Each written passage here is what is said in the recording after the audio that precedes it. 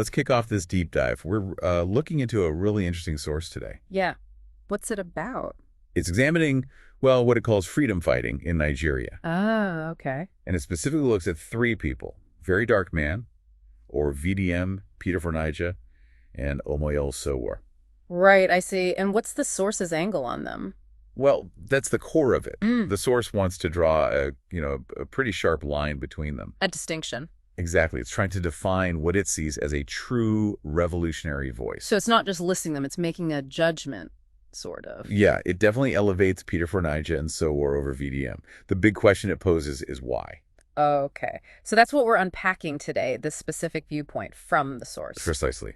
And the source sets the scene first. How so? It talks about the situation in Nigeria, mentioning things like corruption, injustice, failed leadership, that kind of thing. Right, setting a challenging context. Yeah, and in that context, it argues freedom fighting isn't just talk. It calls it a sacrifice and a call for liberation.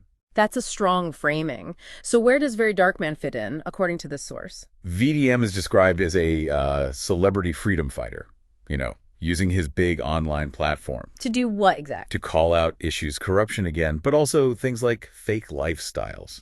The general rot, as the source puts it. And his style? The source calls it fearless, raw, and unapologetically vocal. It does mention his style gets criticized, though. Mm-hmm. But the source still sees value there. It seems so. It frames him as representing a new age awakening, especially for young Nigerians. His job, as this source sees it, is to keep shaking the table.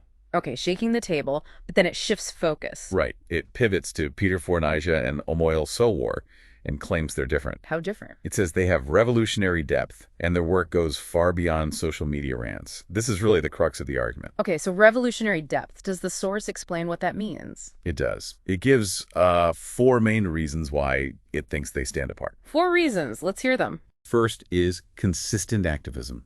It gives examples like Sowore being active for a long time, from the streets to the courts. Okay, so longevity and direct action. Yeah, and it mentions him being, arrested, brutalized, and vilified for demanding better governance.